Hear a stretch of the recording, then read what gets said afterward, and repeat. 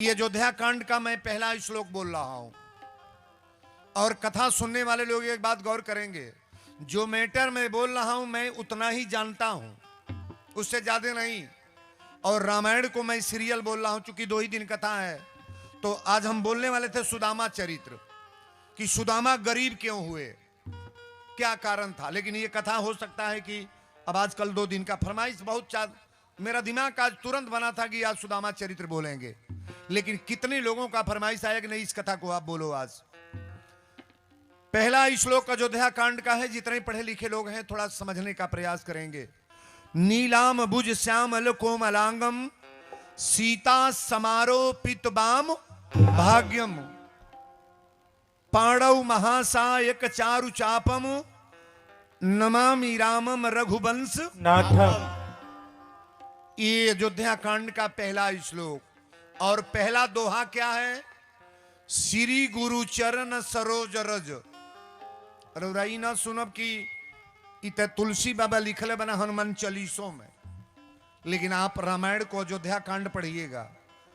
मैं रामायण को बोल रहा हूं रामचरितमानस। ये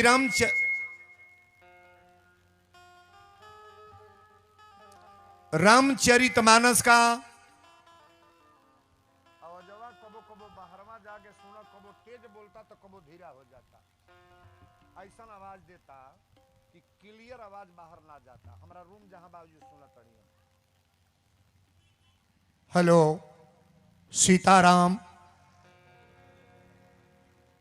ये अयोध्या कांड का दोहा है।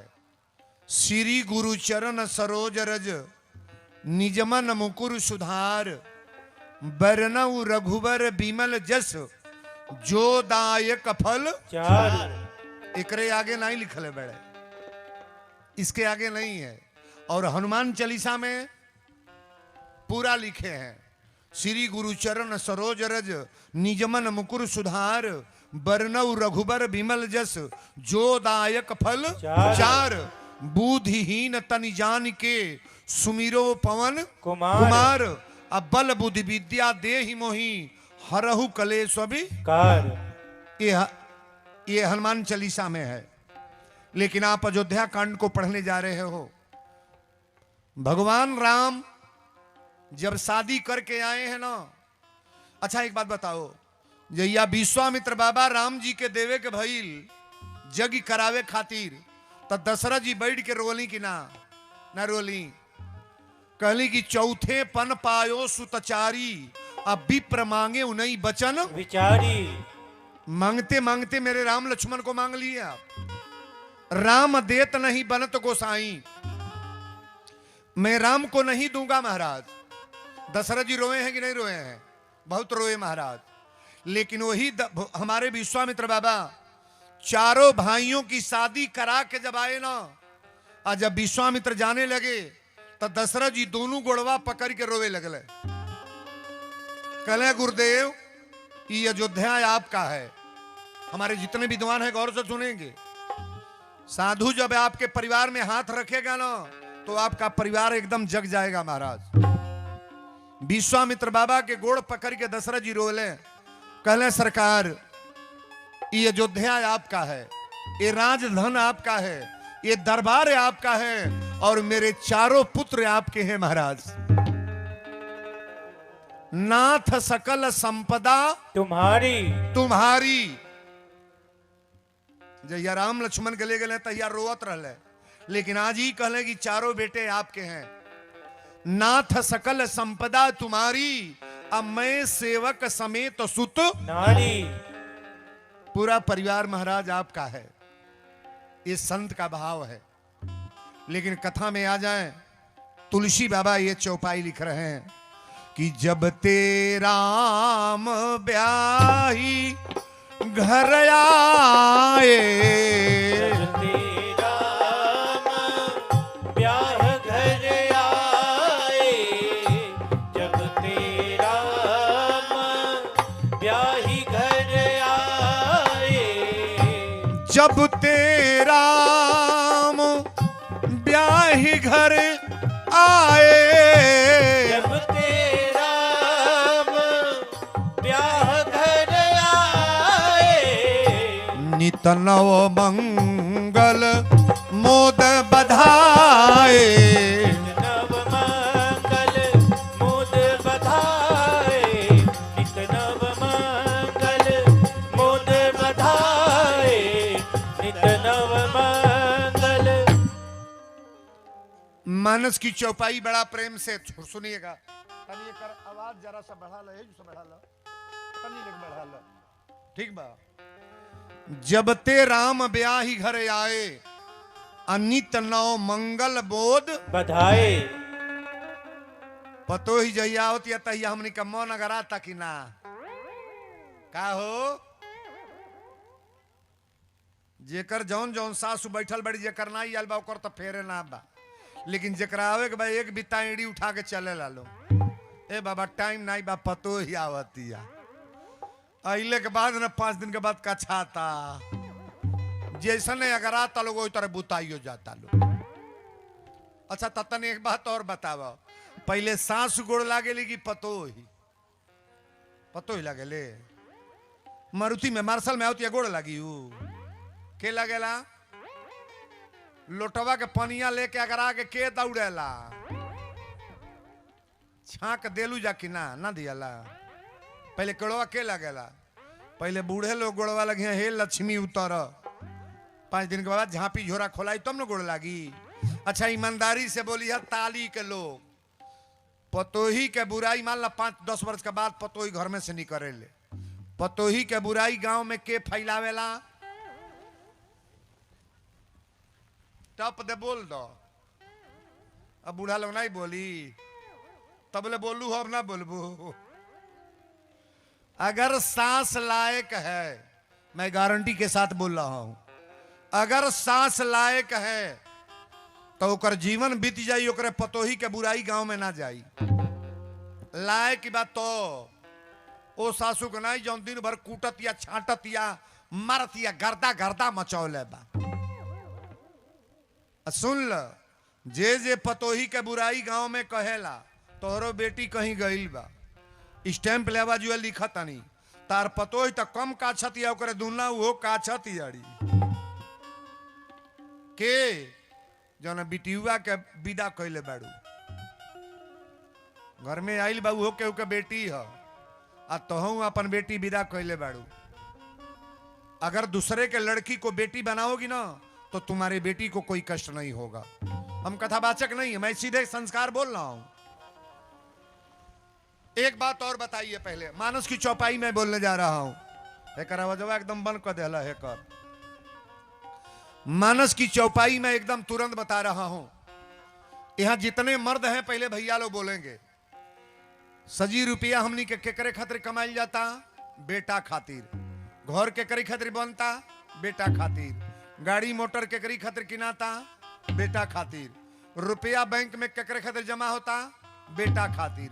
ईमानदारी से बोलेंगे जहां के आप हो, कुल्ही कोयले के बादो बेटा बापे के इज्जत करता, कर रहा है। अब एकाध गो के तना कहो भाई पूरा गंगा में पता कह लियो, 2-4 लड़का निमनो हुई है, लेकिन 90% बच्चे हैं जो पिता का इज्जत नहीं करते हैं।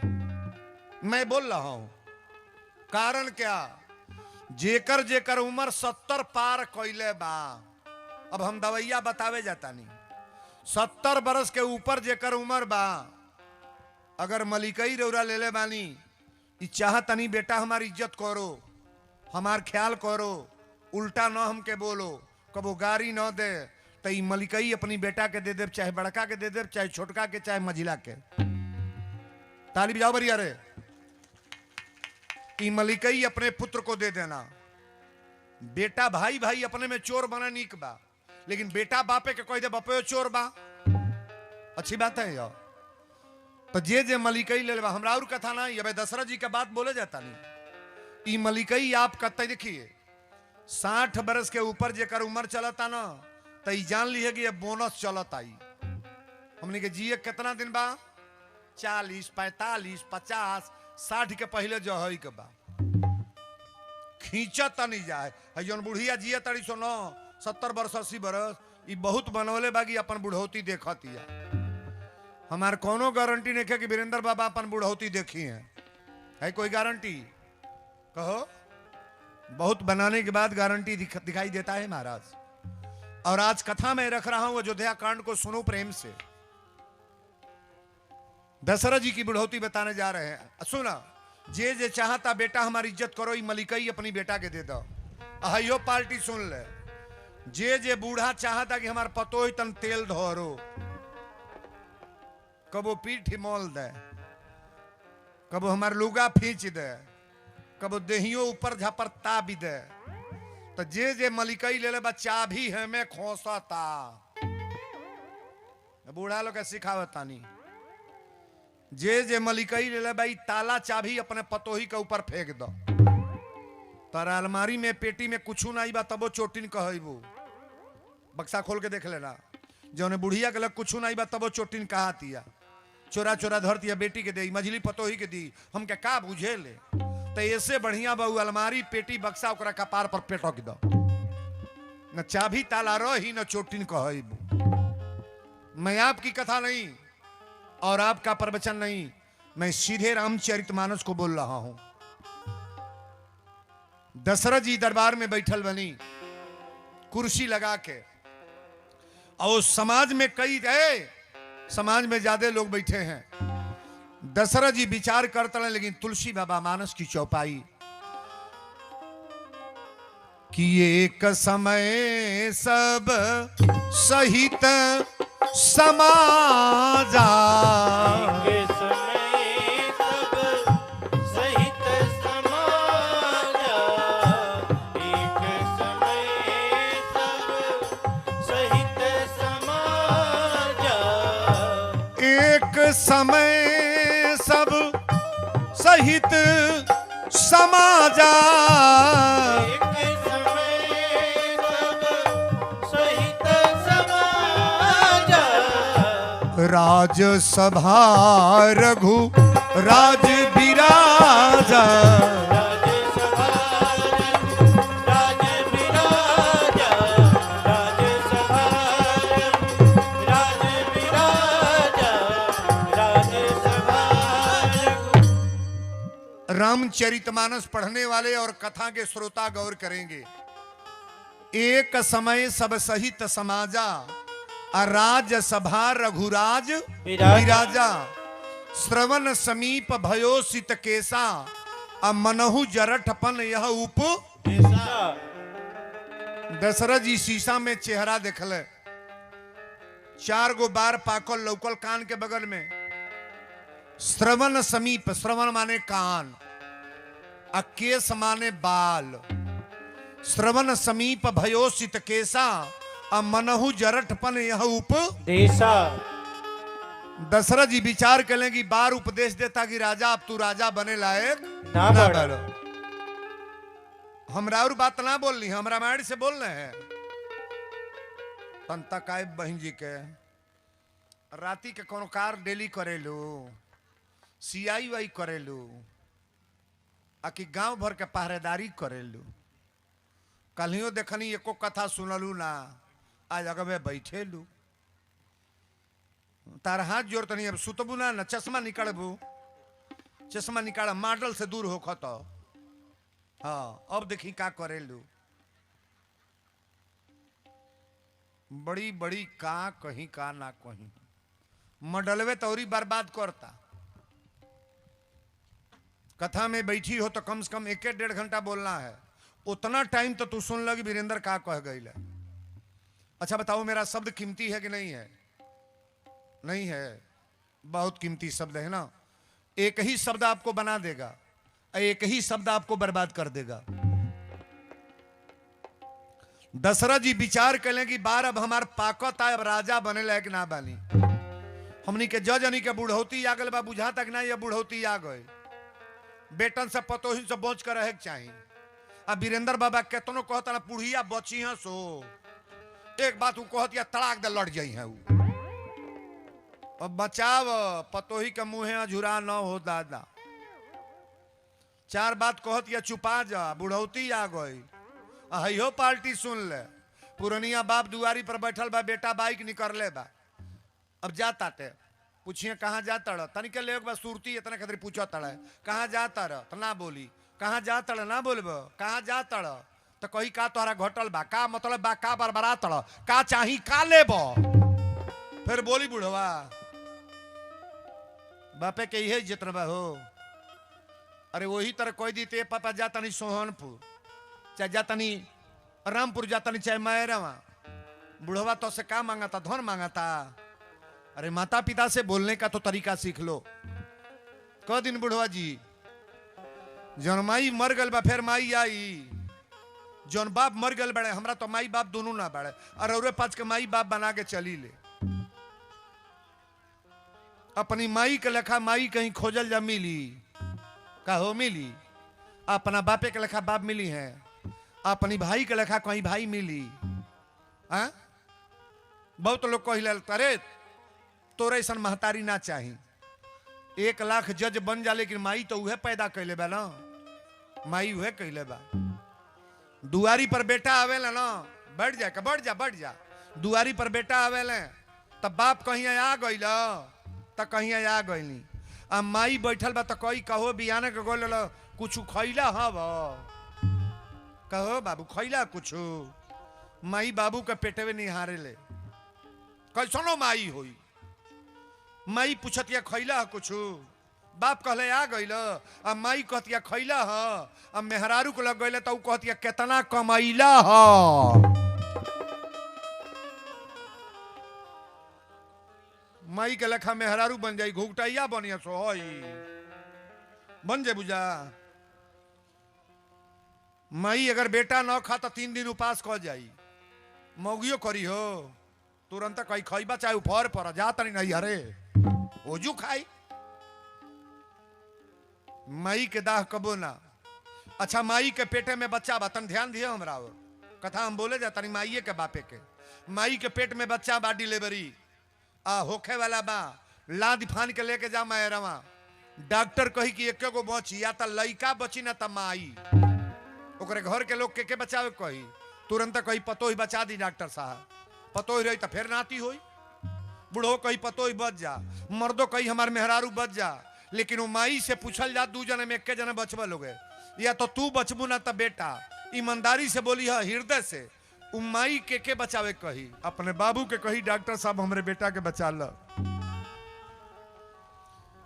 हमरे बेटा के बचा ल मर जाए तबो लोग कही एगो चिन्हा पैदा करके मरल बा आज बेटा मर जाए आज से लड़का ना होके तो जवार के लोग हमके बझनिया कही के हमरे मुंह करिखा पोत दी तारी भी जान मर जा रहे माई के लेखा धरती पर बा के पिता के लेखा बात धरती पर के कितनो बुरा माई बाप हो हैं लेकिन बेटा के लिए सोचेंगे महाराज अगर पिता दारू पी रहा है ना तो कतई नहीं सोचेगा कि मेरा भी बेटा सिगरेट पिए सोचेगा पिता जुआड़ी है तो अपने पुत्र को कभी नहीं चाहेगा कि मेरा लड़का जुआ खेले माई बाप अपने बेटा के कबो बुराई ना सोचले लेकिन आज कलयुग के बेटा लोग का कहीं नारी के खाना और साड़ी 1000 बा अजे 9 महीना ढोल होके लुगरी बहाल बा मेहरी के कहले पर माई के मारे खातिर बेटा लाठी लेके तैयार तैयार बा। बा कल युग के बाबू लोग के ध्यान धर्म आई हो कि ये युग के बेटा लोग के ये व्यवहार बा का जन रौरे यहाँ चल तक नहीं हमारे यहाँ तो जौने तन से पैदा बाड़े सो ओ का गरी आवेले सो एनहिया नहीं चलत होई नीमन लोगवा हो बुझे वाला तो बुझते बा हमारे देवता इन्हें जौन चलता जौन कहीं चलते नहीं खे हे गांव पर नो तालियो तालिए बा ताली सब घर की बुराई नहीं है जिनके घर में अगर ऐसा है हम निवेदन करेंगे कि माता पिता को अपने मुंह से कुछ कहो नहीं एक दिन बड़ा सोचे परी मई तो कई कोहल हमरा खातिर बड़ा पराचित हो गई अब कथा एजुबा दशरथ जी विचार करें कि हमार बार पाक गए श्रवण समीप भयोसित केसा अब मनहु जरठपन यह उप देसा दशरथ जी विचार करें कि गुरु के दरबार में पहुंचो जैया राम लक्ष्मण के जन्म ना रहे तैया केकरी लग गई गुरु के दरबार में गुरु गृह गया तुरंत महिपाला चरण लागी करो विनय विशाला श्री वशिष्ठ जी कहीं राजन आप बड़ा चिंतित बानी। अरे ओई दिन अली तो रोवत आईली, राम लक्ष्मण के जन्म ना रहते या रोवत आइले, आजो मनहूस बाड़े। कहे आप काहे रो रहे हैं? दशरथ जी कहे सरकार अब अभिलाष एक मन मोरे, अब पूजिए नाथ अनुग्रह तोरे। एक निवेदन रौरा से बा,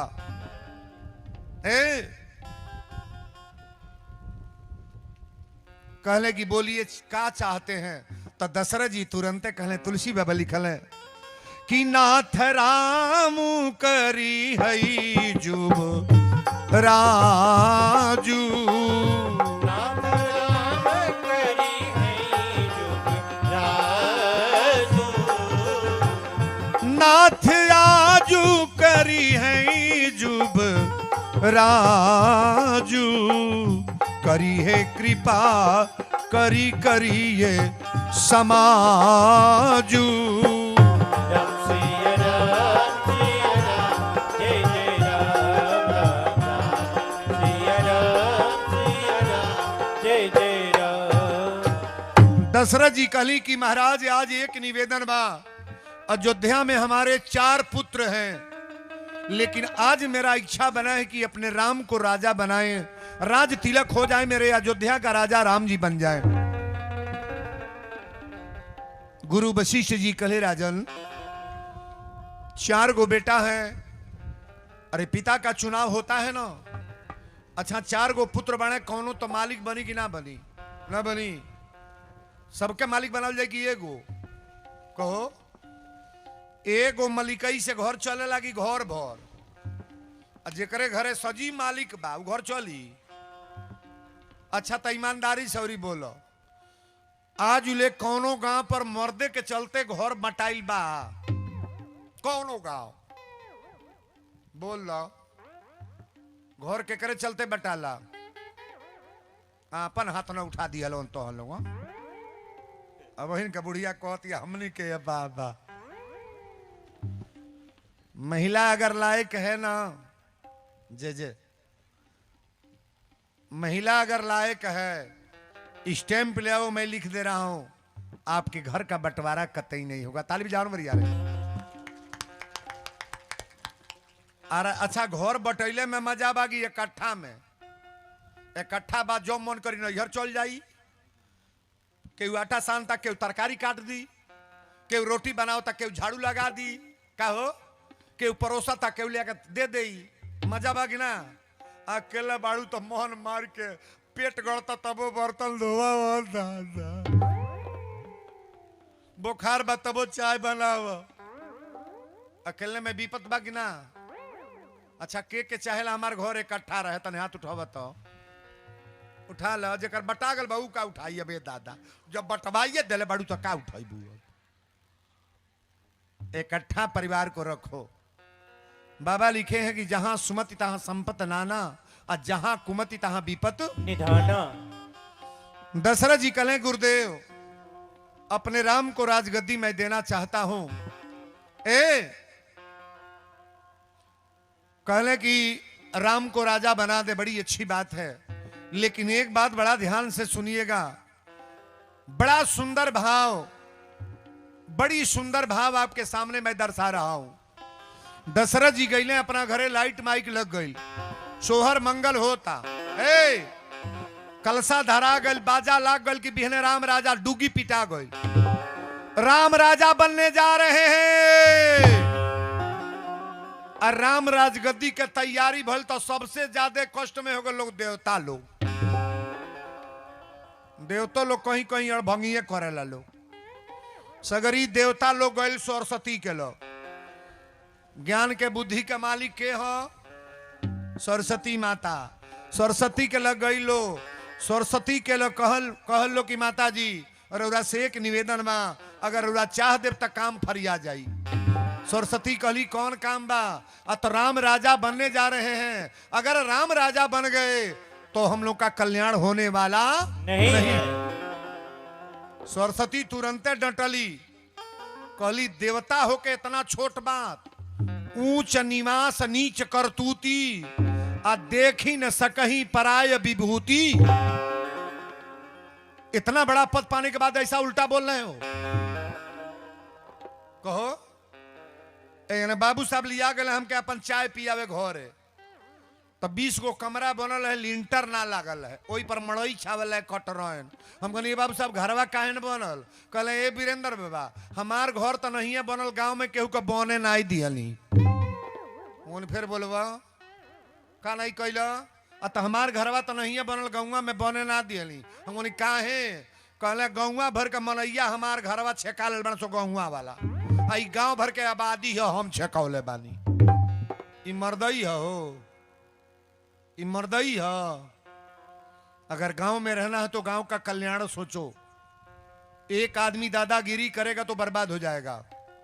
ये गांव सबका है, ये भगवान का मंदिर सबका है, और गांव में कोई व्यक्ति स्पेशल बना है तो ये गांव के लोगों के चलते बन गया है स्पेशल। जवार वाले तालिब जा पर जा रहे,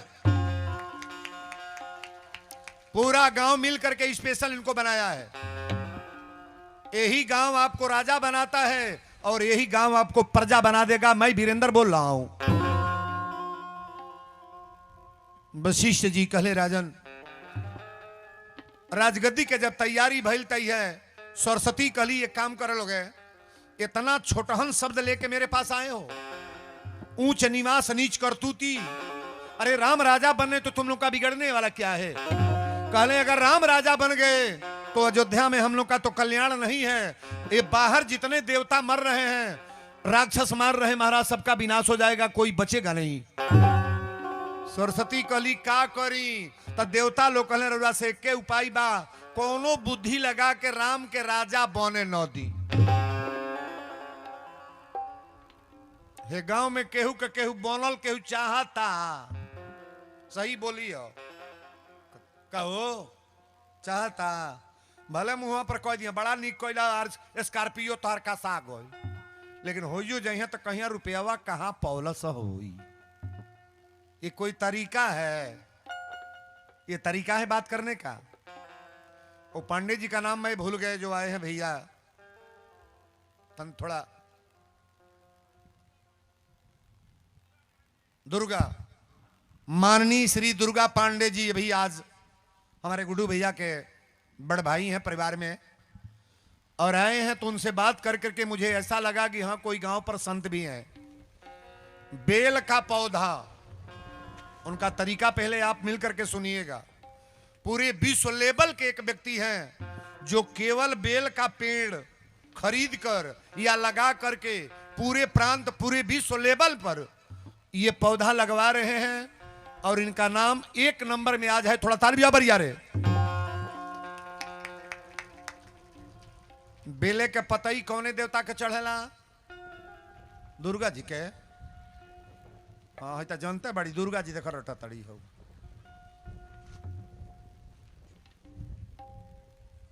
पृथ्वी पर सबसे बड़ा देवता कौन है? शंकर भगवान। शंकर जी हनुमान जी हैं, और शंकर भगवान को पूजने वाले लोग कभी गरीब नहीं होते हैं, कभी कष्ट नहीं होता है, कोई परेशानी नहीं होती है। कथा का टाइम हम बताए थे ना, कथा अगर वीरेंद्र बाबा 6 घंटा बोले तभी मेरी पब्लिक भटती नहीं है। 6 घंटा इतनी पर से 8 बजे तक रात तक बोले ना तो यहां सब पब्लिक कोई जाएगी नहीं। ये मेरा अपना दवा है, लेकिन कथा को बड़ा बारीकी से सुनो। कहले सरस्वती कहली कि अच्छा जब तो हम लोग इतना विचार गंदा को के आयल बैठ, तब हमारा भी बदनामी है होगा, लेकिन चलो मैं कर रही हूं। सरस्वती जाके एक जनी के जिहुआ पर बैठ गई। अच्छा कौन ऐसा महिला बा ओकर नाव अपने गांव में ना धराला? कौन? अरे के कई के सथमा एगो आइल है दादा। कौनो गांव पर मंथरा नाव बा? सुन ले बनी मंथरा। अच्छा तो मंथरा नाव ना बा, ताली के लोग बतावे हर गांव में मंथरा दुगो बा लोग की ना। बोला यो नहीं खेलो। बड़का टोला पर कोई जानी हुई है, जब ले 4 घर नड़िया नहीं ली है तो उनका पेट में पानी ना पची। अच्छा काम नहीं है। किसी का घर बर्बाद करने में अगर हाथ लगाओगी ना तो तुम्हारा घर स्वतः बर्बाद हो जाएगा। घर फोड़ने वाला काम मत करो। मंथरा के जिहुआ पर जाके बैठ गई सरस्वती। ये बाबू आई है लाइट माई के लगल बा सोहर, तनी हाथ उठाइएगा सब लोग, बढ़ाओ ताली बरिया रे। कि राम होगे राजा, अरे बधैया बाजे, राम होंगे राजा, बधैया बाजे, राम होंगे राजा, बधैया बाजे, राम होंगे राजा, बधैया बाजे, राम होगे राजा, बधैया बाजे, राम होंगे राजा, बधैया बाजे, राम होंगे राजा। माता कौशल्या आरती उतारे, माता कौशल्या आरती उतारे, माता कौशल्या आरती उतारे, दुआरा पे बाजे आठों बजनो बाजा, राम होगे राजा, बधैया बाजे, राम होंगे राजा, बधैया बाजे, राम होंगे राजा। बोल दी अयोध्या धाम की। जय। मंथरा गई बा जब लाइट माइक देखलस तो कलस की कैसन लाइट माइक। सुमंत जी कहले तोरा मालूम ना बा कल राम राजा बने जाता है। ए जगिया में कोई जने ऐसनो आवत होई है ना, पूछत होई है कुंवर भैया से चाहे गुड्डू जी से चाहे सागर जी से, कहो के कथा बाचक आइल बा तो कहीं अरे वीरेंद्र आता आज दादा हम तो जानते नहीं रहली, वीरेंद्रो बाबा आइल बड़े बाप उनका टीवी पर हरदम देखी ले, अबे ना जो जानबे ना कोइला। ई बनावटी बात है कि सही के अजन तनी के कहेला जे ई बुझता कि ये जोगी में जाए तो 500 लाग जाई। अबे कोनो लड़का बीमार पड़ जाता है 1 लाख रुपया खर्च हो जाएगी ना, कहो ना हो जाई। भगवान न करे हे दुर्गा माई, हे विष्णु भगवान, केहू को लड़का बीमार पड़ो, लेकिन 200 रुपया खातिर जोगी में आना जाना बंद कर दो, कोई तरीका है? ये भगवाने देहले बड़ा उन्हीं के धन हो। कब बेटा रही, कब मर्द रही, कब मेहरारू रही, कब हमनी के सब मन छूट जाई। हई बसंत ऋतु आइल हते कहो पत्ता गिर के कोनो घोली में गइल, कोनो सड़के पर गइल, कोनो रोडे पर गइल, फिर नया पत्ता लागल बा ना। यही तरह हमनी के बाबा आजा परपाजा माता सब मरत जाई, ऐ में नया नाती बेटा पैदा हो जी है। सब चल जाएंगे कि नहीं, लेकिन मरने के बाद सब एक जगह फिर इकट्ठा नहीं होंगे। ताली के लोगों का भाग्य है कि पूरे जवार के लोग हम लोग इकट्ठा होकर के कथा श्रवण कर रहे हैं। बोलो सच्चे दरबार की जय। मंथरा कलश कैसन लाइट माइक लगल बा। सुमंत जी कहले तोरा मालूम नहीं बा कल राम राजा बने जातले। मंथरा कलश की हमारी जियते राम राजा बनिए, राम राम भरत ना बाड़े। अब बुद्धि बदल गल कि ना, जब करे जिहुआ पर सरस्वती बैठली ना, जब घर बिगड़े के होला तो यह होला। मंथरा भागल बे बाबू, ऐने केकई सोना चांदी लुटावत अड़ी। 4 गो पुत्र हैं, केकई सबसे ज्यादा प्रेम किससे करती हैं? किससे? भरत से, राम से।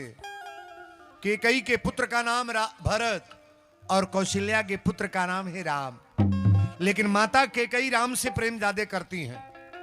जब केकई मंथरा के देखली झोंटा खोल के अब मार रोते चलल बा, केकई ने पूछा कि अरे कुबुद्धि कुलक्षणी तुम्हें क्या हो गया है, इस दशा में क्यों आई हो?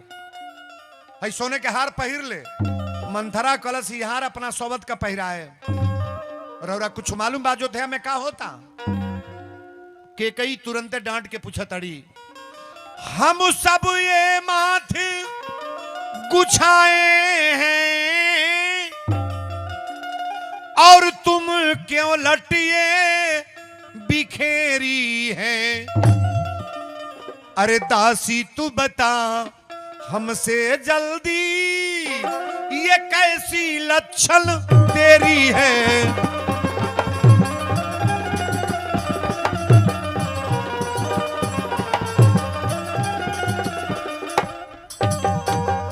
तू किसी से लड़कर आई है, भूखिया यथवा प्यासी है।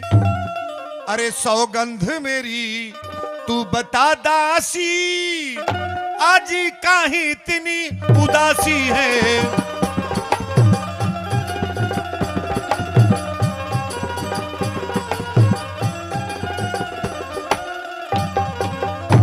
केकई ने पूछा, मंथरा एक बात बताओ, तुम्हें भूख लगी है, प्यास लगी है? कि लखनलाल ने कुछ बोला, क्यों नहीं बोलती? मंथरा कलश, महारानी हम का बोली, रौरा मालूम बागी राउर बेटा कहां बने? कली की मेरे मैके में, नैहर में है। मंथरा ने कहा, अगर राम राजा बन गए, रौरा से दशरथ जी राय ले ली हूं, अगर राम राजा बन गए तो आप नौकरानी बनोगी, झाड़ू लगाओगी, बर्तन माजोगी महारानी। के कई टप दे बरवा पकड़ के मंथरा के जमीन पर ये पटक दे। कली चांडालिन कहीं के, निकल जो घर से बाहर, घर फोड़नी कहीं के।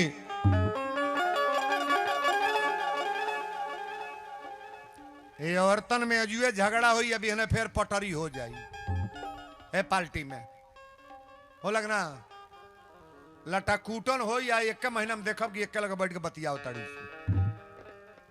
मंथरा जब रोवे लागल तो केकई के दया आ गई। पहले एक बात समझ लो, मंथरा केकई के नैहर की दासी है, अपन खास है ना। केकई पूछली, मंथरा एक बात बताओ, मैंने तो मार दिया तुम्हारा बाल पकड़ के, बोलो तुम चाहती क्या हो? मंथरा कलश, महारानी कोई नहीं पहो या हमें कहानी, अचेड़ी छाड़ी का हो खब रानी। अरे लौड़ी की लौड़ी रहूंगी महारानी, मैं रानी नहीं बनूंगी, ए रानी नहीं बनूंगी। के कई ने कहा, मंथरा जो कहोगी सो ही मैं करूंगी। औरतन के बात औरत माने ली कि ना माने ली, तुरंत मान जाएगी। मर्द एक महीना घिघियो ही है तो उनका बात ना मानी। अब मेहरारू 2 दिन अगर घर में आ जाए सेट दी तो बात मान जाए। हम निवेदन करेंगे, किसी महिला की बात न मानो आप। घर फोड़नी जो बात होती है ना, ऐसे विश्वास न करो, तुम्हारे घर को बर्बाद कर देगी अकेले, आप जान नहीं पाओगी। केकई ने कहा, मंथरा बोलो तुम जो कहोगी सो ही मैं करूंगी। मंथरा कलश, महारानी अगर हमरा पर प्रसन्न बानी तरौरे लग 2 गो वरदान और दशरथ जी के लग रहा बा। देवासुर संग्राम में जहिया जीतले ना तो कहले के कई दोनों वरदान मांग लिया, आज दोनों वरदान मांग लो। के कई ने कहा, वरदान कैसे मांगूगी? तो मंथरा बता रही है कि 2 वरदान भूप सन हाती, 2 वरदान भूप सन हाती, 2 वरदान भूप सन हाती, मांगहु आज जुड़ा बहु छाती। राम सिया राम, जय जय राम राम राम, सिया राम, जय जय राम। 2 वरदान भूप सन थाती, आ मांगहु आज जुड़ावहु छाती। दशरथ जी के लग 2 गो वरदान बा, दोनों वरदान मांग ली। के कई ने कहा, वरदान मैं कैसे मांगूंगी? मंथरा ने कहा, जाकर के कोप भर में गिर जाओ, साड़ी कपड़ा उतार के फेंक दो, फटा पुराना वस्त्र पहन लो, सोना चांदी के गहना फेंक दो।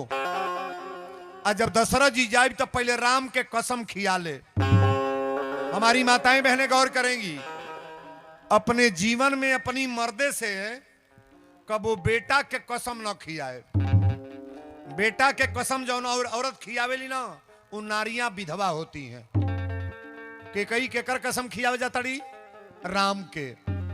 मैं रामायण का प्रमाण बोल रहा हूं। अपने पति से, अपनी हस्बैंड से कभी अपने पति से अपने पुत्र का कसम खिलाने का प्रयास न करना। के कई जाके कोप भवन में गिर गई है बाबू। दशरथ जी जब सुनले कि महारानी केकई कोप भवन में पैर बढ़ावत ना, आगे बढ़त ना बा, आ जब गेटे पर गए तो एक बेर कहले, प्राण प्यारी मृग नयनी। 3 गो रानी बाड़ी, सबसे ज्यादा दशरथ जी प्रेम कैसे करें? कैसे? केकई से। अरे एक बात एगो बोलल हली एक दिन, एगो मर्द कहला से मेहरारू पर रिसियाल तो वो देखत एकदम मोबाइलों में खींच देले बड़ा सो। मर्द रिसियाल तो कहला, सुन ले, होश में रहो, दशरथ जी के नाम सुन ले बड़े। कलश हाँ सुन ले तो बानी तो मर्दा कलश होश में रहो नहीं तो जान ली ये कार हम कर मौगी बुझ गल के कहता कि 3 गो 4 गो बियाह कर मौगी कलश का कहल मर्दा कलश दशरथ जी के नाम सुन ले बड़े 3 गो बियाह कैले रहे ना हम तो के छोड़ के 2 गो औरी करब मौगी कलश तू का बतिएबा ए मल छऊ द्रौपदी के नाम सुन ले बाड़ा कहल तो हवा में बोलत यार ये बतिया है फिर हो बोली है द्रौपदी के कोगो रहला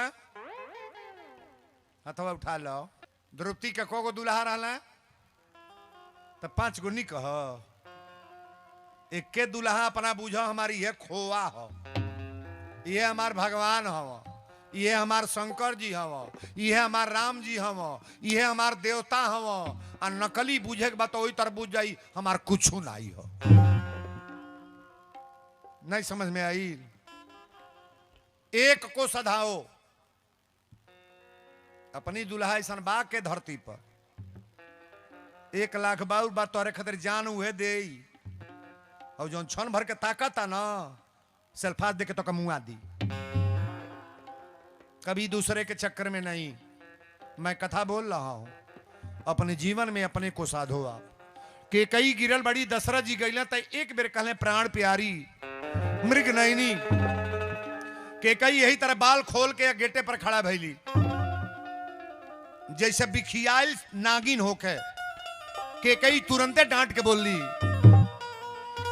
मैं कौन आपकी होती हूं तू मुझे मनाने आए हो अरे स्वार्थ भाव मन रखते हो ऊपर से दिखाने आए हो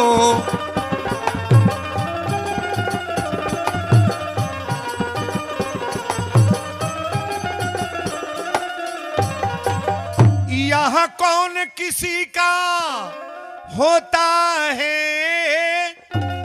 ये दुनिया लालच करती है अरे बिन मांगे मोती मिलती है मांगे से भीखन मिलती है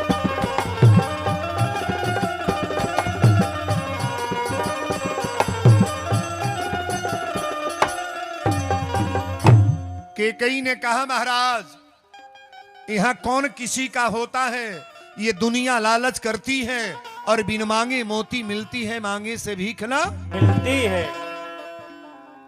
दशरथ जी का देखिए जो सांस टांगाता अच्छा ये बताइए तीनों रानी में सबसे ज्यादा प्रेम करे ले केकई से कहले रानी तू हमसे का मंगलू हो कि ना देहली केकई कली रौरा हरदम कहिले मांग ल कबो देवे के तैयारी बनाई ले दशरथ जी कहले बोला का चाही के कई कली 2 गो वरदान रौरे लग हमार बाकी ना 2 वरदान है ना दशरथ जी कहले हंसे लगले कहले 2 अरे 4 गो वरदान मांगो ना हमारे राम राजा बनने जा रहे हैं 4 वरदान मांग लो रानी 4 के कई कली 4 गो ना चाहिए 2 गो चाहिए चूंकि वरदानमा 2 गो रौरा देवे कहले बानी आ 2 वरदानवा में लोहा बा दशरथ जी कहले वरदान में का वरदान के कई कली वरदान मैं तब मांगूंगी पहले राम का कसम खा लें आप मानस की चौपाई पढ़ना भूपति राम शपथ जब करई तब मांगे जय बचन ल करई दशरथ जी राम के कसम खा लिए महाराज राम का कसम खा लिए के कई ने कहा महाराज मैं वरदान मांगले चल रही हूं दशरथ जी कहले रानी दिल खोल के मांग लो के कई तुरंत कहली कि सुनहु प्राण प्रिय भावत जी का यहां जितने विद्वान हैं थोड़ा शब्द को सुनेंगे पहला वरदान मांग रही हैं सुनहु प्राण प्रिय भावत जी का आ देहु एक बर भरत ही टीका भरत के राजगद्दी मंगली अच्छा बताई दशरथ जी के कष्ट भइल कि हंसे लगल कष्ट ना भइल 4 गो बेटा बने नहीं राम राजा बनिया भरत बनिया केहू बनी दशरथ जी हंसने लगे हई पाल्टी बड़ी विद्या जाने ले हई पाल्टी हई देखा है जो तार दर्शावत आनी पहला वरदानवा मांगली तो वही तारे ऊपर एक माने सुनहु प्राण प्रिय भावत जी का आ देहु एक बार भर थई टीका दशरथ जी खुश हो गए कि भरत राजा बन जा हमरा कोनो शंका ना बा चिंता ना बा भरत राजा बन जाए रानी लेकिन केकई ने कहा मैं दूसरा वरदान अब मांगूंगी दशरथ जी कहें चुनौती मत द। रघुकुल रीति सदा चली आई अब प्राण जाए पर वचन न जाई ये प्राण मैं छोड़ने के लिए तैयार हूं रानी लेकिन जो वचन दे देंगे टलेगा नहीं के कई कली दूसरा वरदान मांगू तो टप दे कहली कि दूसर बर मांगत कर जोरी दूसर पर मांगत कर जोरी दूसर बर मांगती कर जोरी पुरवहु नाथ मनोरथ मोरी राम सिया राम जय जय राम राम राम सिया राम जय जय राम। दूसर बर मांगत कर माने हाथ आई पार्टी कबो हाथ जोड़े वाली है आई सही बोली है। अच्छा एक बात बाबू बतावा कैसनो मर्द होके मेहरारू जौन कही तौन करेला कि ना कोई दी के रो बाजारे से हई हई ले आई तो उहे ले आई पूछबो करिए कहो का आई ना पूछी है सजी मर्द के नहीं जौन लायक मर्द बाकर बात करता नहीं हम अब मेहरारू अगर कोई देगी आज हई है खाए के मन कर तो मर्द ले आई कि ना हाथ जोड़े जाई हाथ कब जोड़ाई सुन लो मेहरारू अगर मर्दे के सामने हाथ जोड़ के खड़ा बा तो कतई जान लेना या तो ढेर दिन जिए के बने तो जल्दी है के कई हथवा जोड़ ले बड़ी आपे लोग बताई दशरथ के मुंह एक बाकी जिए बा जी हैं हथवे जोड़ ले में तो लेकिन बा तुलसी बाबा लिखली कि दूसर बर मांगत कर माने हाथ दूसर बर मांगत कर जोरी अब पूरब हुनाथ मनोरथ मोरी। दशरथ जी है तरह कांपे लगले कहले रानी वरदान मांगत मांगत तू हाथ जोड़ के मांगत अड़ू आज ले कबो जीवन में हाथ जोड़ लू ना कौन ऐसा सौदा बागी हाथ जोड़ तड़ू लेकिन दूसरा बेर वरदान मंगली जब हाथ जोड़ के तो दशरथ जी कांपे लगले के कई कली अब कांपिए नहीं वरदान मैं मांग रहा हूं तुरंत मांग रही हूं तुलसी बाबा लिखली कि तापस भेष विशेष उदासी तापस भेष विशेष उदासी तापस भेष विशेष उदासी 14 बरस राम बन बासी राम सिया राम जय जय राम राम राम सिया राम जय जय राम। तापस बेस विशेष उदासी 14 बरस राम बन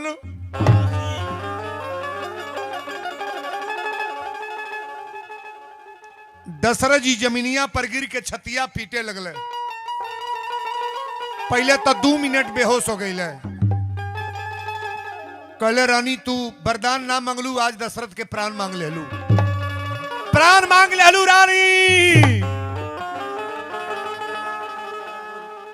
के कई ने कहा महाराज अब ना खड़ा मत करिए हम राउर अर्धांगनी है कि ना हमके किन के लेल बनी राउर भरत बेटा हम कि ना बाजार से आयल बड़ा कहत भर में जमीन पर गिर गईली दशरथ जी कले रानी राम के जंगल में मत भेजा हम मर जाए के कई कली राम जंगल में जई हैं तो रौरा मरब आ ना जई हैं तो बिहने सुबेरे हमार टिकठी निकलाई मरे पर तैयारी आ गईली दशरथ जी कले रानी भरत राजा बन जाए लेकिन राम को जंगल में मत भेजो। राम मेरा दहिना नयन है रानी, राम को जंगल में मत भेजो। के कई कली कान खोल के सुन लो, सिन्होरा फेंका जाई, विधवा बन के रहब लेकिन राम जंगल में जाएंगे। लोठानी प्रतिज्ञा ई देश की रानी, आज अयोध्या में कांट बोआ जा। लाख वशिष्ठ समझावे भले कि राम वियोग में जी है न राजा। के कई कहे प्रण छोड़ बिना, भले ही बिहने मोरी मांगी धोआ जा।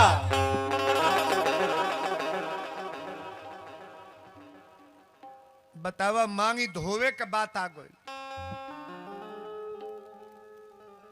के कई कली मैं विधवा बन के रहूंगी लेकिन राम जंगल में चले जाए, राम जंगल में चले जाए, मैं विधवा बन के रहूंगी।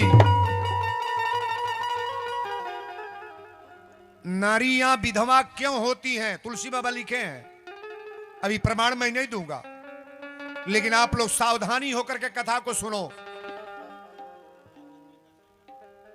बड़ा सुंदर भाव से सुनिएगा। दशरथ जी के कई के गोड़ पकड़ के है तरह रोवे लगला। कहले रानी पहले एक बात बताव, राम तैयारी बनौले बने कि सुबेरे हम राजा बनब। हम घोषित करौले बानी डूगी पिटाइल बागी राम राजा बनेंगे। और सुबेरे हम ये कहब कि राम तू जंगल में चल जा तो मेरे चेहरे पर क्या होगा। पहले तो एक बात सुन लो रानी, कोई भी न्याय राजा लेता है तो दरबार में बैठकर, अब मैं कमरे में आकर तुम्हें मैं वरदान दे रहा हूं। दशरथ जी से केकई से वार्ता कहां हो रहा है? कमरे में। राजा समाज में बोलता है कि कमरे में? समाज में। आज मैं समाज में समाज के लोगों को अयोध्या में मुंह क्या दिखाऊंगा? केकई ने कहा कि महाराज ये दुनिया के लोग कुछ भी कहें लेकिन राम जंगल में जाएंगे। केकई कली राय, राम तपस्वी के भेष में जंगल में जाएंगे। दशरथ जी गुड़वा पकड़ के कहे रानी एक बात पूछा तनी, राम जंगल में चले जाएंगे मेरा ये दिमाग पर है, मैं मानूंगा इस बात को, लेकिन राम जंगल में चलेंगे तो अयोध्या वाले लोग मेरे नाम पर थूकेंगे कि औरत के बुसाभूत होकर के दशरथ जी ने राम को जंगल में भेज दिया। केकई एक बात और, तहार गोड़ पकड़ के रोवा तनी केकई हम, ये त्रेता की कथा है। आज के बाद मैं तुम्हारा पति दशरथ बोल रहा हूं। राम जंगल में जाएंगे मैं जान गया, लेकिन एक बात तुम ध्यान से सुनना, राम जंगल में चले गए, ये त्रेता की कथा है। चाहे जो भी युग आएगा इस पृथ्वी पर आज के बाद तुम्हारा नाम कोई अपनी बेटी का केकई नहीं रखेगा।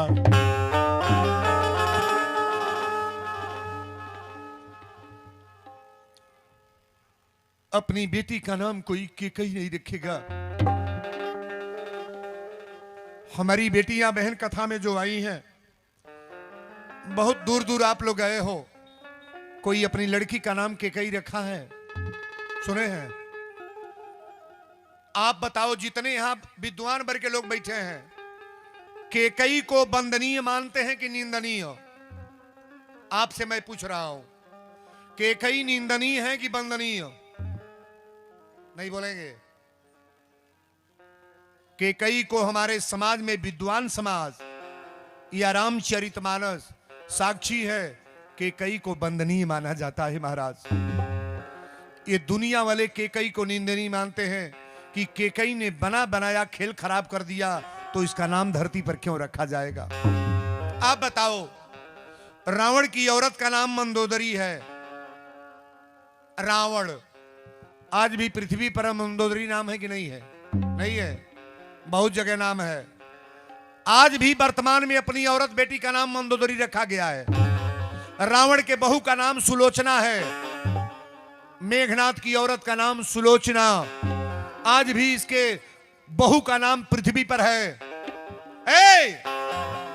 रावण के बेटा का नाम इंद्रजीत, मेघनाथ, अक्षय कुमार है। आज भी पृथ्वी पर इसके पुत्र का नाम है। लेकिन भरत जैसे साधु के भरत जैसे साधु पुत्र की मां का नाम केकई। रामचरितमानस में सबसे सुपरस्टार भाई कौन है? भरत। सब विधि भरत सराहन जोगू। भरत जी की माता का नाम केकई है, लेकिन यह साधु बेटा के पुत्र के मां का नाम कोई पृथ्वी पर नहीं रखता है। कारण क्या? आध्यात्म से अगर देखोगे ना, कथा तो उतना टफ है, केवल सुनने का प्रयास करना। ये कह देना पड़ेगा कि वीरेंद्र बाबा आज कथा आप बोले हो। अपनी बेटी का नाम कोई केकई नहीं रखता है महाराज। दशरथ जी कहे रानी राम जंगल में जाएंगे तो मर जाएंगे, मुझे मरना है। केकई ने कहा राम जंगल में जाएंगे तो आप मरोगे, और नहीं जाएंगे तो मुझे मरना निश्चित है, ये जान लो दशरथ जी महाराज। आप राजा हो, और राजा दो तरह की बात नहीं करता है। आपने राम का कसम खाए कि नहीं? कल हां खाए हैं। कहली कि आप ये कहे हैं कि रघुकुल रीति सदा चली आई, तो आप क्यों धोखाधड़ी कर रहे हो? दशरथ जी जमीन पर गिर के फंस गए बाबू। आज तक अपनी बेटी का नाम कोई केकई नहीं रखा। केकई ने जितना त्याग किया है कोई करेगा?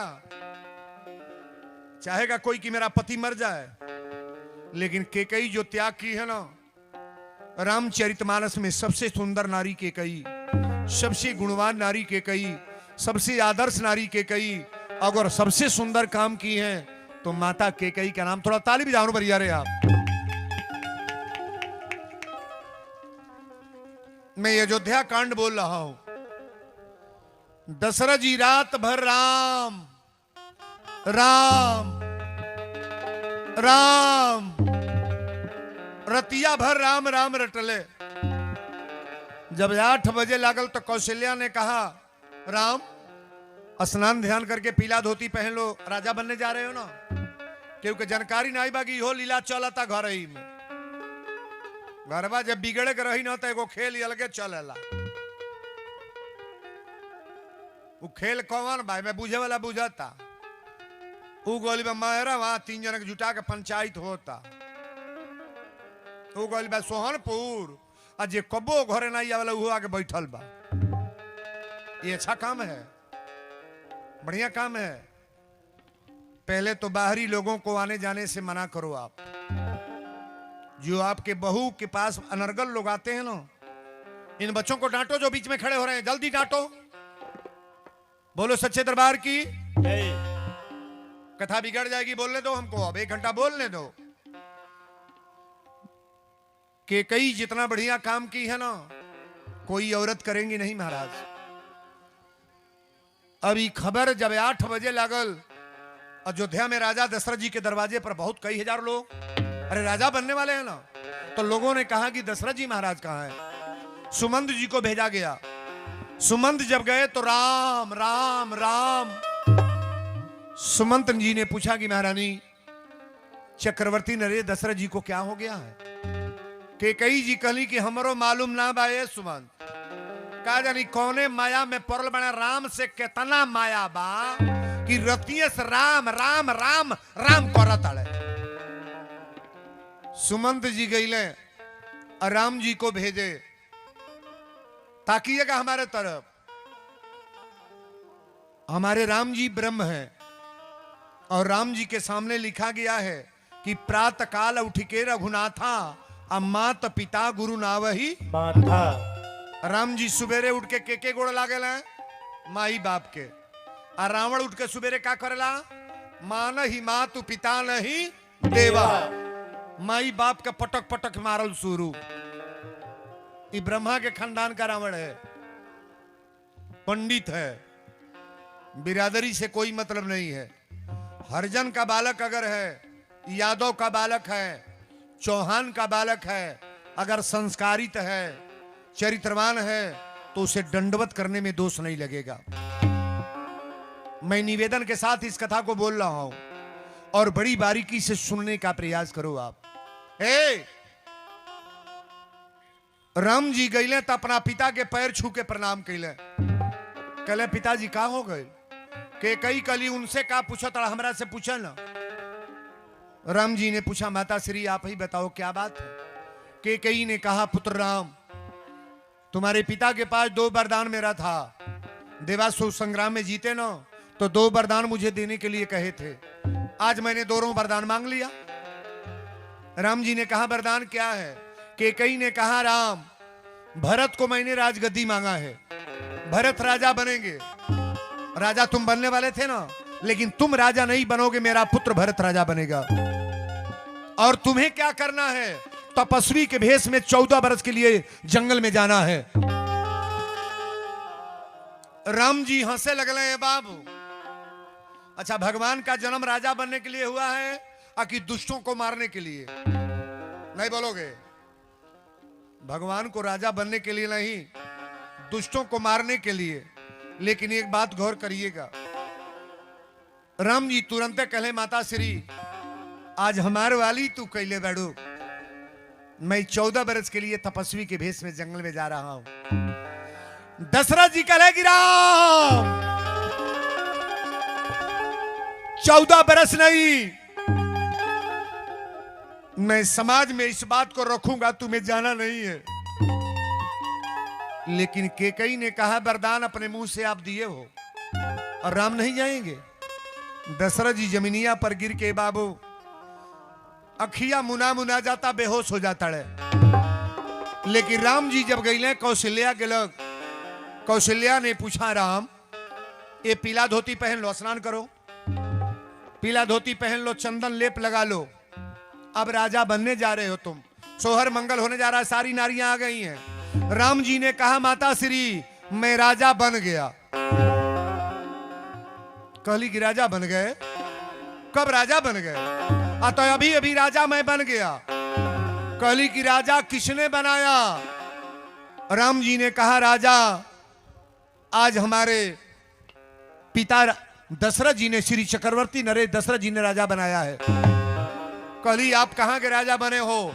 तो राम जी कह रहे हैं पिता दे ही मोही कानन राजू, कानन मिस जंगल होता है।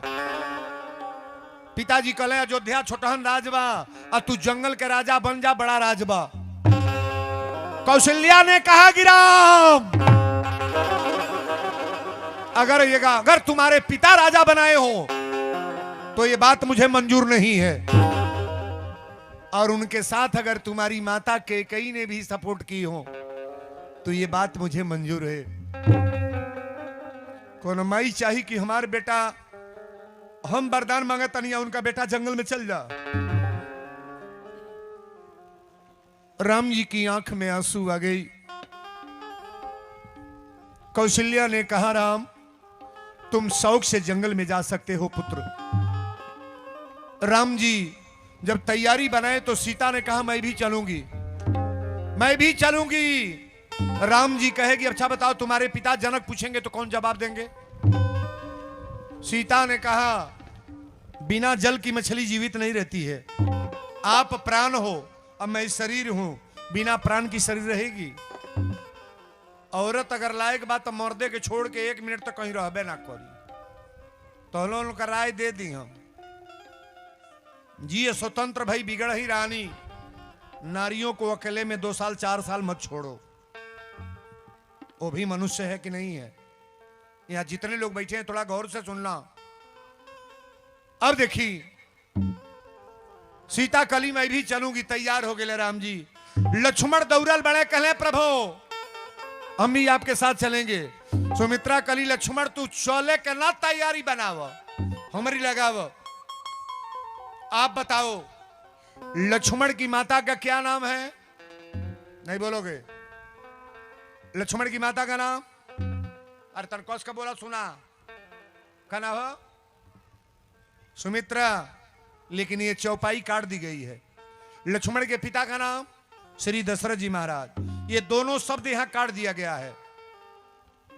सुमित्रा अपनी आंख में आंसू लेकर, जितने विद्वान यहां हैं थोड़ा बड़ा बारीकी से इस शब्द को सुनेंगे कि तात तुम्हारू,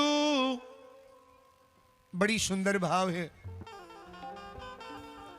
सुमित्रा ने कहा लक्ष्मण एक बात गौर करना, मैं तुम्हारी माता नहीं हूं और तुम्हारे पिता दशरथ जी महाराज नहीं है कि तात तुम्हारू मातु देही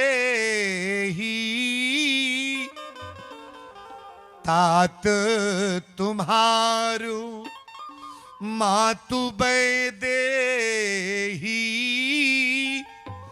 पिता राम सब भांति स्नेही। लक्ष्मण, तुम्हारी माता सीता है और तुम्हारे पिता राम है। लक्ष्मण जी ने कहा कि माता श्री क्या कह रही हो?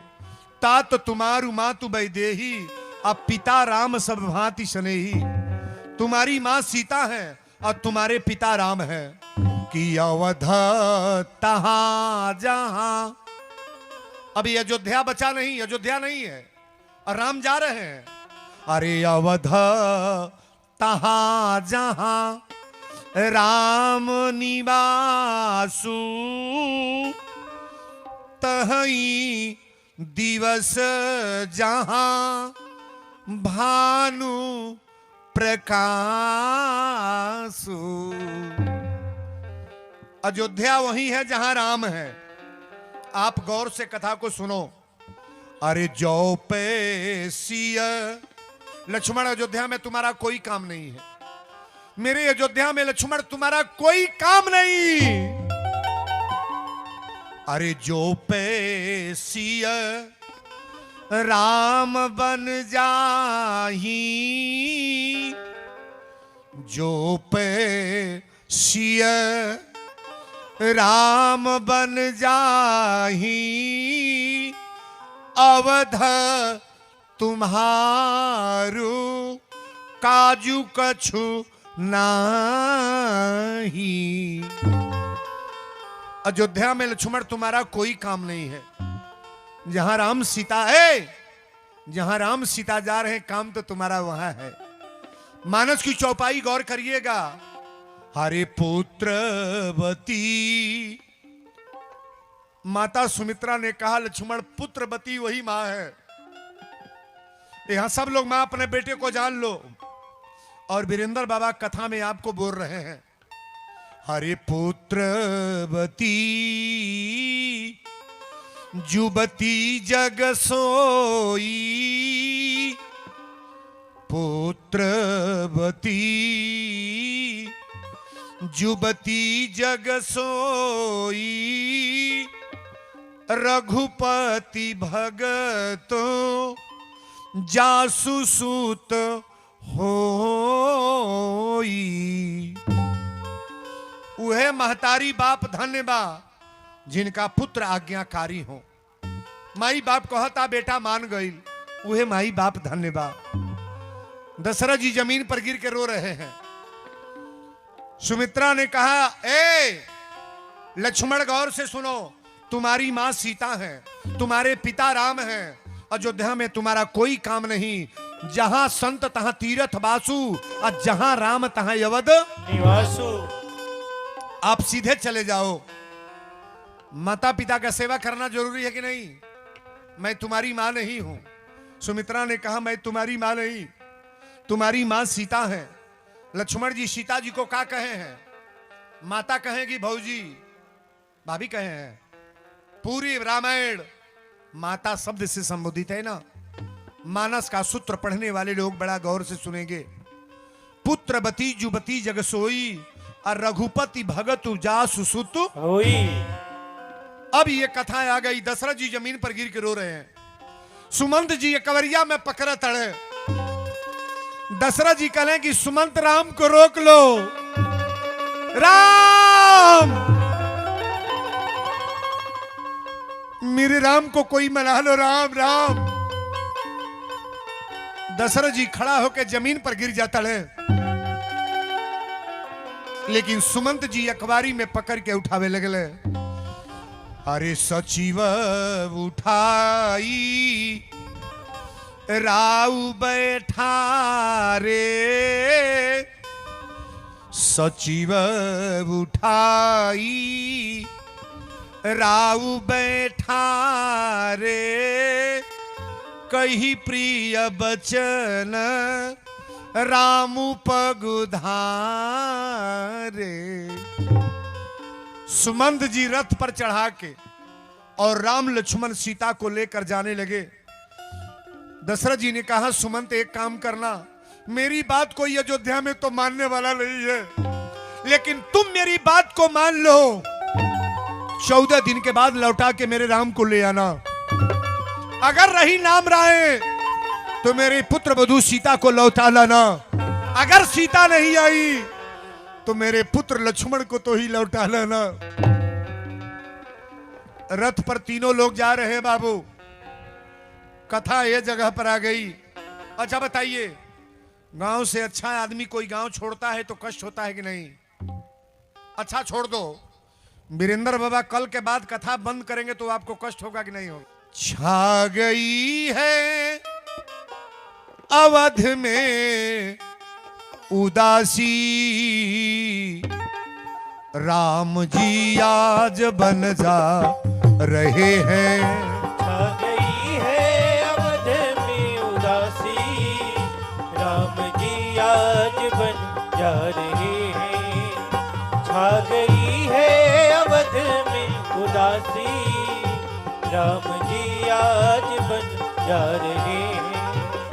छा गई है अवध में उदासी, राम जी आज बन जा रहे हैं। छा गई है अवध में उदासी, राम जी आज बन जा रहे हैं। रो रहे हैं अयोध्या के बासी, रो रहे हैं अयोध्या के बासी, राम सीता लखन जा रहे हैं। रो रहे हैं अयोध्या के वासी, रो रहे हैं अयोध्या के वासी, राम सीता लखन जा रहे हैं। रो रहे हैं अयोध्या के वासी, राम सीता लखन जा रहे हैं।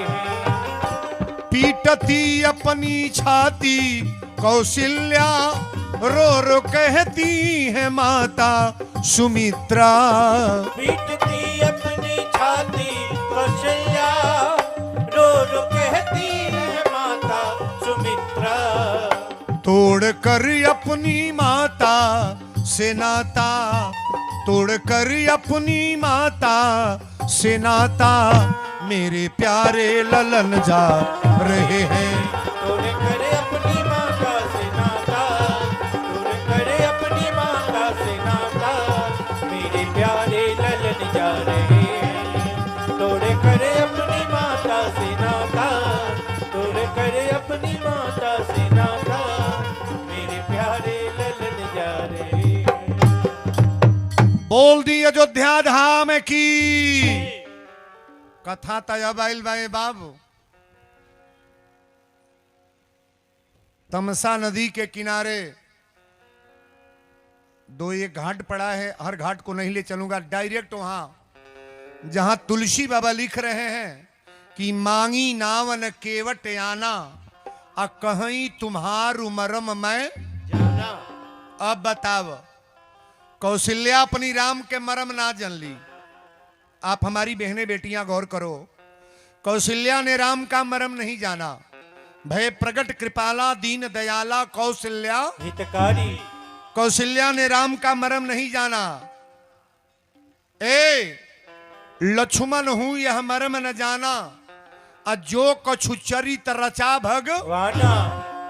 लक्ष्मण जी भाई का मरम नहीं जाने, आई केवटे के जाति पहले वे कहता कि कहीं तुम्हार मरम मैं जाना।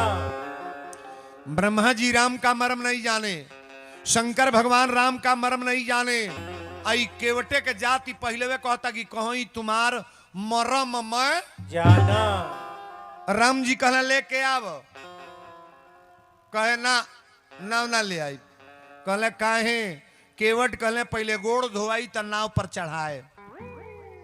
कहले गोड़े में कौन बात बा? केवट कहले छुअत शिला भई नारी सुहाई, अब पाहन तेन काठ कठी नाई। पत्थल की नारी यही लिया रहली है, आ चरण स्पर्श भइल, नारी बन गईली। हमरो गोड़ रौरा नाई पर धरी, एगो मेहरारू बन जाता हमार तो नौटंकी शुरू। एगो मेहरारू का खर्चा चलता नहीं। लक्ष्मण जी कहले भैया एगो बात बताई, इराउर कैसन भक्त हमें बोलौले पर सुनते ना बाणे। एक के बोलावत नहीं तो आवत ना बा। आ सुमंत के कहनी कि तू जात जात ना रल, बरबस राम सुमंत पठायो, आ सुरसरी तीर आप तब आयो। राम जी कहले लक्ष्मण जब बोहनी खराब हो जाला सुबेरे ना, तो दिन भर जतरा खराबे रहेला। लक्ष्मण जी कहले बोहनी का खराब भइल? राम जी कहले तके मना कैली है कि ना न चल। मन ल हमार भाई हवा बात मन ल तो ना मन ल। सीतो के कहली सीता न चल, हमार मेहरारू है, मन ली हो। जब हमारे मेहरारू हमारे बात नहीं मानी तो जवार के लोग मानी। लक्ष्मण जी कहले अब ना बोलो, बोला ही रे। केवट वही पार से कहले एगो दुकानी पर एगो हेलमेट वाला हीरो गोइल, हीरो तो दुकान पर कहल भैया मीठा क्या क्या है? जो कहले एको रुपया ना रहे तो तुम बड़ा हिंदी बोले कलश क्या क्या मीठा रखे हैं? कलश सब है, रसमलाई है, ये पेड़ा है, बर्फी है, लालमोहन है, हलवा सोहन है। कल अच्छा तो ये क्या है? अतः हलवा सोहन। कल इसमें से पाभर तौल दो, तौल दे हलस। कल ये क्या? लड्डू पाभर तौल दो। ए बाबू 50 किस्म के मिठाई सजी तौलवा दे हलस। आ सजी तौल के एक गो कराही में दुकानदार धरत जाता। कलश गहकी तो बड़ा बरियार मिलल ले दादा। आज एक दिन हमार तो 10,000 बिकाइए जाई हड़ाक दे। सजी आइटम एक कराही में धरवावत जाता। कलश साहब अब धो देहली। कल अच्छा तो गैस जलाओ। कलश का करे बा? कल इसको फेंटो। कलश फेंटना है, सजी मिलाना है तो कल हाँ। कलश सब मिल जाएगा तो क्या बनेगा? कलश राबड़ी। कल बनाओ। और दुकानदारवा लगल फेंटे, फेंट 1 घंटा फेंटलस। गौरव में कर दे हो गल। कल साहब मिल गल, बन गल। कहले क्या बना है? कहले राबड़ी। कहले 8 आना पैसा के तौल के दे दो तो। दुकानदार कलश नीक चूतिया बनौलस रे। यही तो अरे तोरा 8 ना के लेकर तो वही तरह मांग के लेके चल गल हते। हमारी 50,000 खराब का है करौले रे बेकूफ कही के। नहीं के बुझा हमार सौदा न निक लागे तो वही तरह कह दे वीरेंद्र बाबा ना निक बाड़े का हो। लेकिन कथा में बढ़ के कहे के सूत तो केवट कहले कि बार बार कहे केवट प्रभु जी, अरे सुनली बात हमार, जादू बारौरी गोड़वा में कैसे बुतारी हम पार। जादू बारौरी गोड़वा में कैसे उतारी हम पार। जादू बारौरी गोड़वा में कैसे उतारी हम पार। एक गोड़वा के चमत्कार सब जाने दिल दुखारी। एक गोड़वा के चमत्कार सब जाने दिल दुखारी। एक गोड़वा से तरली प्रभु जी, सुनली गौतम नारी, सुनली गौतम नारी। डर लागेला, डर लागेला एक गोड़वा से रोजी जाई रोजीगार। जादू बा रौरी गोड़वा में कैसे उतारी हम पार। जादू बारौरी गोड़वा में कैसे उतारी हम पार। जादू बारौरी गोड़वा में कैसे उतारी हम पार। जो राउर आज्ञा हम पैती लेती गोड़वा धोई। जो राउर आज्ञा हम पैती लेती गोड़वा धोई। सगरो तो विधा दूर हो जाइते मर्जी राउर होई तो मर्जी राउर होई ले कठवतिया धोवे चरनिया सिया लखन मुस्काए जादूबा रौरी गोड़वा में कैसे उतारी हम जादूबा रौरी गोड़वा में कैसे उतारी हम जादूबा रौरी गोड़वा में कैसे उतारी हम जादूबा रौरी गोड़वा में कैसे उतारी हम बोल दी अयोध्या धाम की। अच्छा रुरा एक बात बताई, भगवान के घमंडी लोग से मतलब है कि प्रेमी से। बोला तुलसी बाबा लिखले बनी कि क्रोधी असमकामी हरि कथा अवसर बीज बये फल यथा। क्रोधी आदमी कथा में बैठी लेकिन कथा उसके गले के नीचे नहीं जाएगी। कामी आदमी बैठेगा लेकिन गला के नीचे भगवान की कथा उतरने वाली नहीं है। केवट कले सरकार तरनी सुनी धरनी होई जाई बाट परई मोरी नाव उड़ाई। रोरा पैर धरी या नैये उड़ जा तब का करो। लक्ष्मण जी कहले अब नगद पढ़ाई पढ़ावत आई।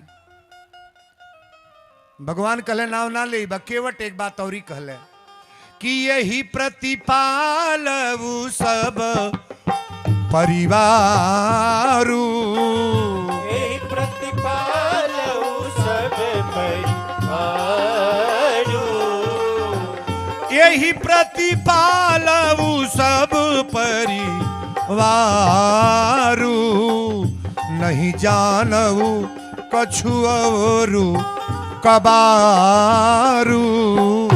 राम सिया राम जय जय राम राम राम सिया राम जय जय राम। जो प्रभु पारयवसी का चहू जो प्रभु पार अवसी का जय जो प्रभु पार अवसी का चहू मोहि पद पदुम पखारन कहू। राम सिया राम जय जय राम राम राम सिया राम जय जय राम। बोल दी भक्ति और भगवान की जय। केवट कहले अगर पार जाए के बा तब पहले गोड़ धोवे के हम के राय दें कि गोड़ धोवा गोड़ धोवा। केवट कहले एगो औरी शर्त बा सुन ली। लक्ष्मण जी कहले अब चिरौरी ना होई धनुष बाण उठा ले एक के बाण मारे बाबा जी गंगा जी सूख जी हैं। रे चल भाग एक बाण में सब सूख जी हैं। तन ताकब हमरा और केवट कहले सुन ला लक्ष्मण भैया आज हमरो डर नहीं बा आज सजी बात तो के चेता देता नहीं। केवट कहले बा कि पग कमल धोई चढ़ाई नावन हमको खेवाई नहीं चाहिए। मजूरी के जे लड़ेला ओकरा खातिर हिसाब बा। पग कमल धोई चढ़ाई नावन नाथ उतराई चहो मोहि राम राउरियान दशरथ सपत सब साची कहो बरुतीर मारे लखन पे जब लगी न पाँव पखारी हो तब लगी न तुलसीदास नाथ कृपाल पार उतारी हो पग कमल धोई चढ़ाई नाथ उतरा नीच हो पग कमल धोई चढ़ाई नाम नाथ उतराई छो पग कमल धोई चढ़ाई नाथ उतरा नीच हो पग के बोलो भक्ति और भगवान की जय। केवट की वार्ता थोड़ा सुनोगे आप। पग कमल धोई चढ़ाई नावन नाथ उतराई चहो, मैं पार करूंगा लेकिन मुझे खेवाई नहीं चाहिए। मोहिराम राउर आनी दशरथ तारा पिता के कसम खातानी। मोहिराम राउर यानी दशरथ शपथ सब साथी कहो, बरु तीर मारो लखन पे लक्ष्मण भरे तीर मार दे लेकिन बिना गोड़ धोले तो नाई पर नहीं चढ़ाए। भगवान के पद ऊंचा होता कि ना ना होता।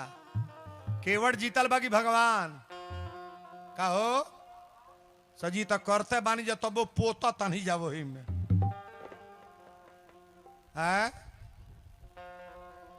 ना होता है। नवरातन न होल ना सबकी घर दिया जरल होई। अरे मैया मोरे अंगनवा अइली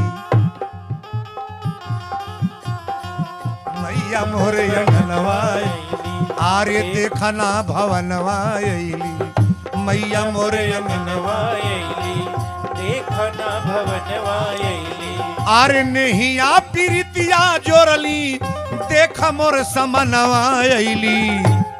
ए हाथ उठा के मैया मोरे अंगनवा अइली देखना भवनवा मैया मोरे अंगनवा अइली देखना भवनवा ए मैया मोरे अंगनवा देखना भवनवा हथवा कटरिया लिहले हथवा कटरिया लिहले ए हथवा कटरिया लिहले त्रिशूल लगरिया लिहले त्रिशूल लहरिया लिहले आरे कपड़ा पर ओढ़ले मैया देखना चुनरिया अइली मैया मोर भवनवा अइली ए मैया मोर मैया मोर भवनवा अइली ए देखना भवनवा अइली मैया मोर भवनवा अइली देखना भवनवा अइली। दियवा तो सभे जरा के बैठल के ओई में मुंहवा बाके सुती जाई। मई अइबो कैली आ गोड़ लाग के चल गईली।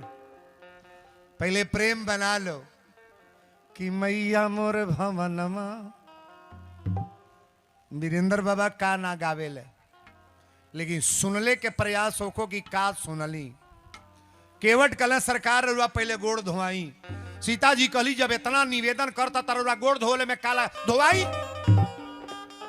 राम जी कहले बुझत नहीं बाड़ू अबे देखा बुझाई हूँ। राम जी कहले अच्छा तब पानी है ले अब गोड़ धो लो। कहलस आधा घंटा के टाइम दी। लक्ष्मण जी कहले काहे खातिर। केवट कहले गोड़ पखारल जाला तो अकेले ना मेहरारू हमार घरे बा। अब एजू से घाटे पर छोड़ के दौड़ल बा। घरे गइल सजी तैयारी बनौलस मेहरारू लइका पतोई नाती बेटा गांव जवार सबके लेके जैसे ताली के लोग पूरा गांव जुटौले बा। लक्ष्मण जी कहले भैया ई पूरा गौवा आवता। कहले गोड़वे धोवे आवत हो सब। केवट गोड़ डरवले भगवान के कठवत में पानी में गोड़ डरले तो एक गोड़ धो के भगवान कहले कि गोड़वा कहाँ धरी। केवट कहले बालू में धरब तो सोटी बालू हमरा जांघे पर धरी न। लक्ष्मण जी कहले जुगाड़ लगवले बायो। अच्छा खड़ा होके गोड़ धोवाता एगो पैर धो के जांघे पर धइल बा एगो कठवत में धइल बा। आदमी गिर जाए कि ना ना गिरी। केवट भगवान कहले का पकड़ी रे। केवट कहले ऊपर से कुछ लौका तो तुम पकड़ ली। दोनों हथवा केवट के तरफ पकड़ ले हो दाद। अच्छा भगवान जी के तरफ पकड़े डूबी का हो डूबी। लक्ष्मण जी कहले इन कपार पकड़ो बना देखी जो का ई करेला घाटे पर। राम जी कहले छुपाई ल। एक बेर दोनों पैर धो के अपना मेहरारू लइका के परिवार के सबके पियोले। भगवान कहले ला तुरा पूरा परिवार तर गई जना घाटे पर गोड़ धोले बड़ा। केवट कहले एक बेर औरी गोड़ धोब। भगवान कहले अब धो के का करब? कहले एक बेर औरी धोब। के अत जितना हमरा नात रिश्तेदार है टोला महला के लोग आइल बा पूरा ताली के लोग के पियाई।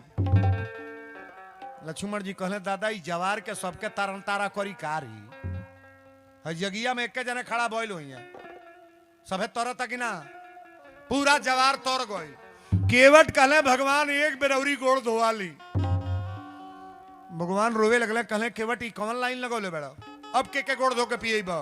केवट कहले सरकार जितना पितृ लोग हमारे घाट पर बा पितृ बुझता नहीं इतना सुन लो पितरपक में पानी जेकरी घरे ना दियात होई अपने पितृ लोग के पानी नहीं दोगे इतना कार ना होई ईंटा गिरल घर ना बनी। मैं वीरेंद्र बोल रहा हूं ईंटा गिरा घर नहीं बनेगा। लड़की जवान घर में पड़ी है शादी तय नहीं होगा। मैं बोल रहा हूं 15 जने बाने तो 2 जने हरदम बीमार रही हैं पितृ को पानी नहीं दोगे तो। लड़का नौकरी करे जाई सऊदी विदेश बंबई फिर लौट के भागी आई। बच्चों को पढ़ने में मन नहीं लगेगा। आ घर में लाटा कूटन होत रही रोज का ना हो तो पितरपक्ष में पानी अगर नहीं दोगे तो पुरखा पुरनिया भी घाटे पर बाड़ा है बाबू। केवट कहले सरकार हमारे बाबा आजा पर पाजा ये जुबाल लो। भगवान की आंखी में आंसू आ गए। केवट से कहले केवट अरे जिंदा आदमी के तारिये देता पितर लोग के तरबे हो पितर। लेकिन केवट ने पितरों आप रामायण पढ़िएगा रामचरितमानस पितरों को तारा। आखिरी बेर कठवत धो के जब पानी फेंकलस ना सारा पितर लोग कर जुड़ा गल। तालिब जाबर यारे। अब भगवान नाव पर चढ़ तड़े और नाव पर चढ़ले तब बीचवे में ले आके केवट है तर घुमावा था। अच्छा नाव हे तर चल लगी हे तर चलला। लक्ष्मण जी कले करे झुलुआ खेला वक्त चढ़ौला हो झुलुआ खिला रहे हो ये क्या तरीका है? केवट कहले भगवान एक बात सुन ली 84 लाख जोनी में रौरा घुमाई ले। ये मनुष्य बड़ा दर्द सहेला 84 लाख जोनी में घुमाई ले। हमरा मालूम बा हम रौरा के 4 फेरा घुमौली तो घबरा गई 4 फेरा। भगवान कहले अच्छा तो अब ले चल ना तनी पार कल जा। भगवान के कस कहिएगा कि मोरी नैया में लक्ष्मण राम ए गंगा मैया धीरे बहो मोरी नैया।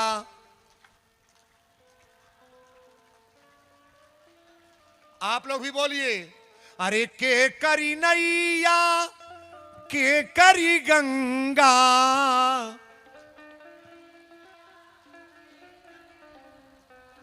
बैतरनी बाछी छुअते रह जाए वो में ढकेल दे तर होती उड़ता हूं गाँव कस के। अरे के करी नैया के करी गंगा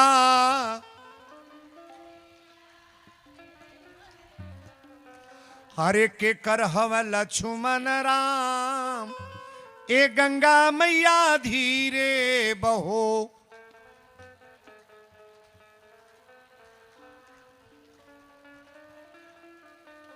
हरे केवट की नैया भगीरथी की गंगा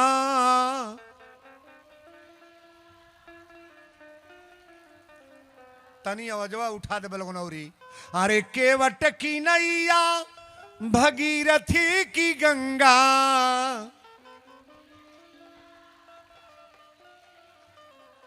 हरे दशरथ के लक्ष्मण राम ए गंगा मैया धीरे बहो। अरे दशरथ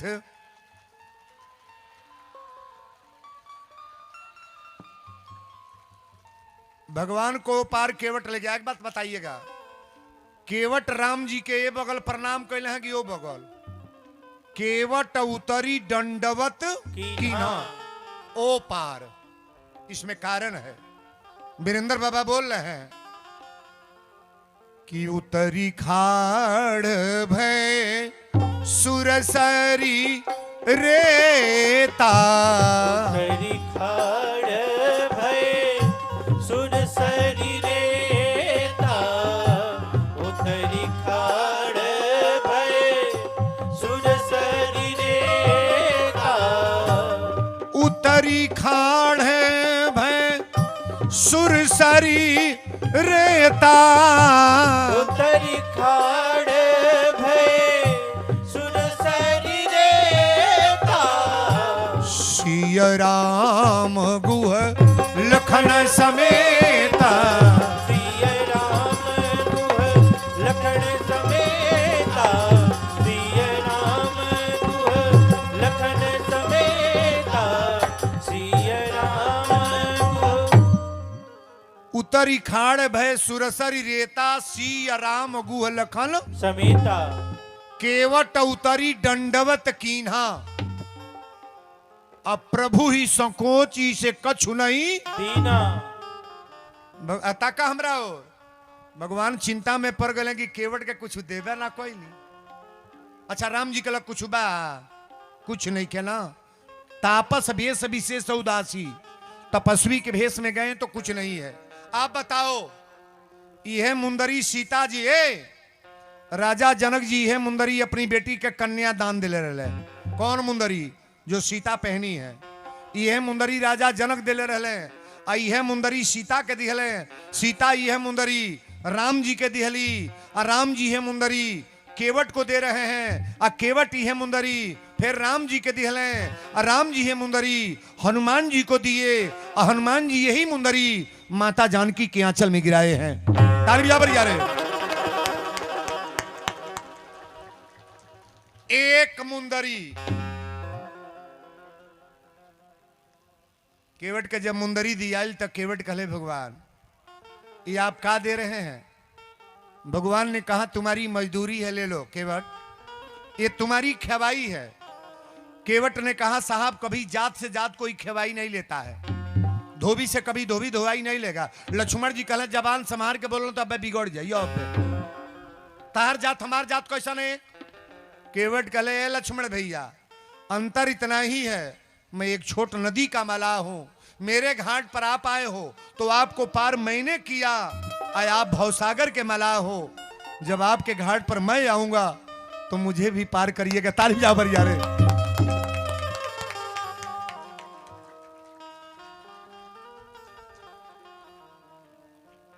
ये है भाव। आज कथा केकरा केकरा निक लगल बा तनी हाथ उठाए बरियारे उठा लो ताली बजो ना। डॉक्टर साहब कहाँ गइले बाबू तनी एगो गगरबा है जो धो देना तनी 2 पैसा